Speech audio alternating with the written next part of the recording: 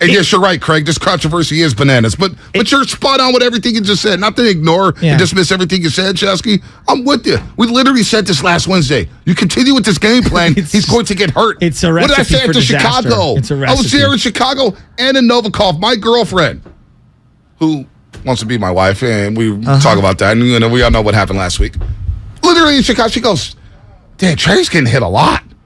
She don't know offense from defense. She thought the blocked field goal yesterday was the coolest thing she ever saw on the football field. She was like, "Man, Trey's getting hit a lot. Is a quarterback supposed to take that many hits?" You ran down all the quarterbacks that they put on this roster. And then, I keep going back to the Tom Brady thing, which I'm like, I wanted him so bad. And this team assessed him and was like, nope, don't want him.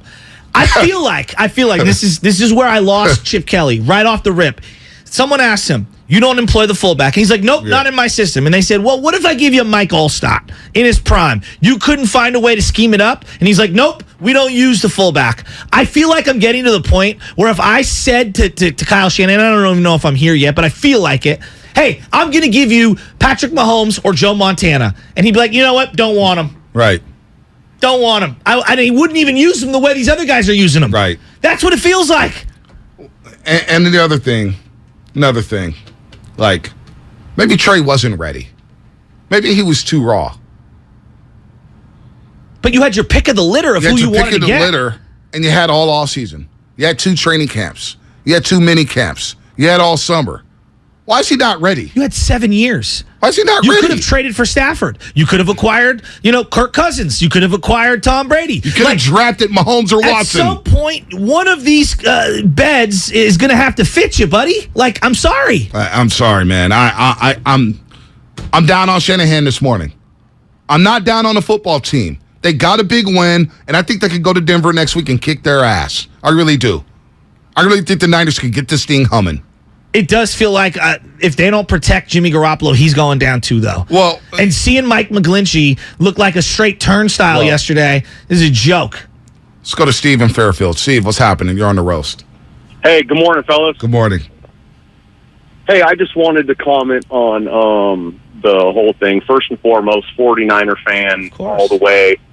But with the whole Trey Lance situation, I'm all into the development moving forward, but we got to win football games at the same time. And him, a pocket passer, he's 50% completion at best. He's got to run the ball. We got to win games at the same time, and it's. But how? But wait. Would you agree with me? I'm going to give you a second here. Okay. Then where are the easy dialed-up throws from the quarterback guru genius play caller? Where's the smoke screen that he threw immediately to Deebo Samuel when Jimmy Garoppolo came in? Where are those easy plays? They threw the simple stick route, and that's all they threw. They were running the ball down their throat with running backs. If you're such a great play caller, you can't scheme up 6 or 7 underneath throws for the kid to hit?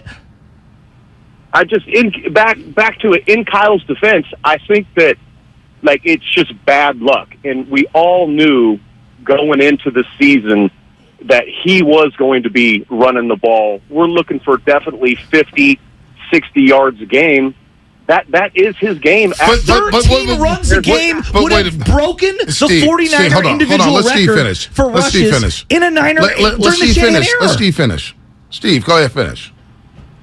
No, that's it. I mean, I think it's bad luck, and Kyle, I think, is going to take a lot on this one. He should. He should. Steve, and thanks for the call. I wholeheartedly disagree with you, Steve.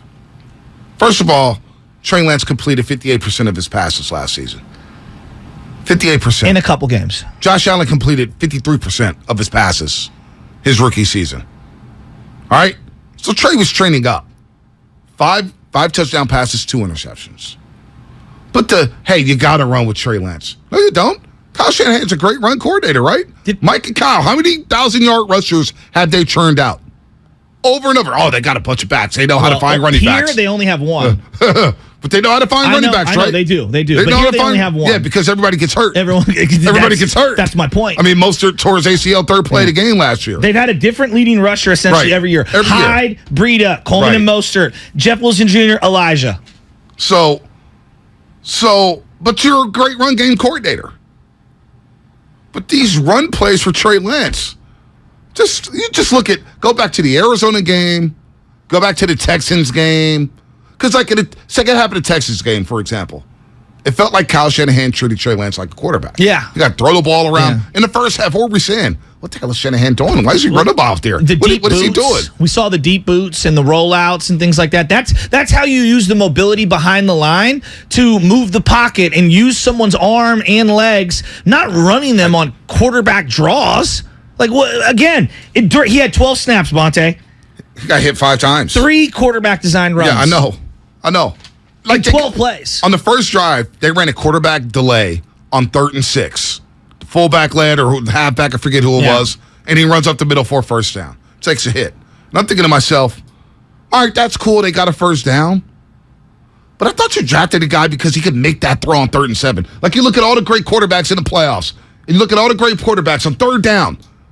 The coaches are asking them, hey, drop back and stick me a throw on the money down. That's what it's about. Yeah, that's how you win football down games. Is throwing the ball. Agreed. But he ran the ball on 3rd and 6. I'm like, does he not trust him to throw the football? And if you don't trust him to throw the football, well, you know what? Trey doesn't have a shot to finish the season. That's what went through my head right away. What about him, easing his way into those throws? Like, to me, that was a game that they were going to control the whole way through the running game. So I don't know why you needed to force the issue with Trey running when the other two running. But TDP finally looked good early on. He looked good. And Jeff Wilson Jr. had juice. He finally looked good, and they were breaking things off. And he did hit Ayuk early. And he had the one throw, and then he hit the little Texas route. But you know what it was? Ayuk in the flat, sat down, 5-yard boom, right on the numbers, and let him do his thing after the catch.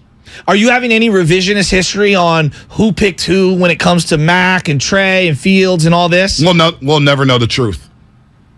We'll never know the truth. That's kind of sad. It feels like because Lynch, I don't even know if this guy. I don't know what the hell this guy. John Lynch sometimes I don't even know. Shows his hand a little too much. Where he said, I was at Mahomes' pro day and I was telling Kyle, hey, we may need to rewrite our whiteboard and we may need to reevaluate who we're going to draft. Remember what I said? I said, Lynch, you probably should have kept that to yourself. Yes, you did. Bonte Hill did not need to know that. Wait, you were at Mahomes' pro day? Yeah. And you thought maybe and you took Solomon Thomas? I still haven't gotten over that. I know. You told me to shut up about it, Bonte can't do nothing. I still haven't gotten over that. 2 generational quarterbacks sitting there at the top of the draft. And you end up taking C.J. Beathard in the 3rd round. So now I don't trust you to even evaluate my quarterbacks. Well, I just or develop them. And like moving forward, like everybody's like, hey, look, the team might be better today. And I understand that point of view. I'm not even going to argue it today. I don't even have the emotional strength to argue that point of view. But by God, you better keep Jimmy Garoppolo upright. Because if we get a Brock Purdy start this year,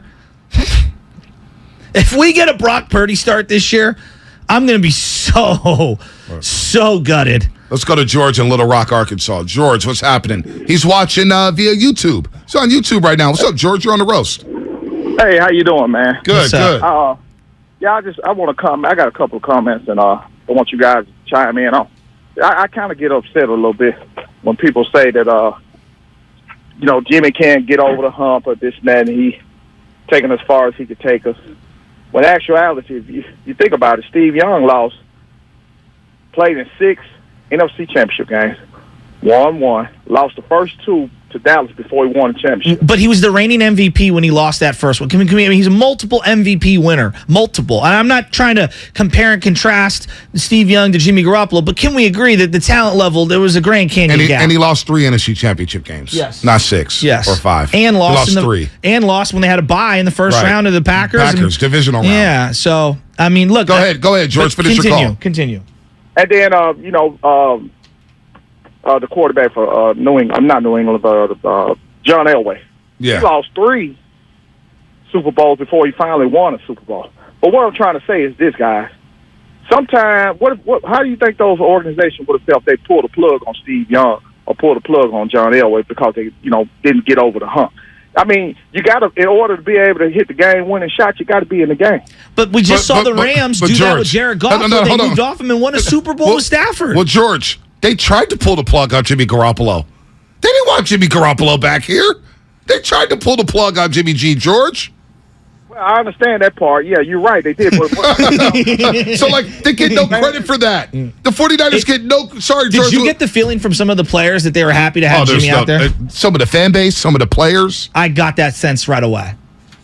And I know exactly who I'm looking at when I say that. We'll get to that on the other side. Plus, we'll finish these calls. George, Dave, P, Ryan, we'll get to everybody here on the roast. Like, they looked into Jimmy Garoppolo. The 49ers get no credit for bringing Jimmy Garoppolo back. They tried to trade him. They sat there on the podium at the beginning of training camp and said, yeah, we're looking for a trade. They told you that. They don't get no credit for having Jimmy back. They botched every situation when it comes to the quarterback spot. It's actually laughable. And they're still winning. And they still win. It's unbelievable. It's unbelievable.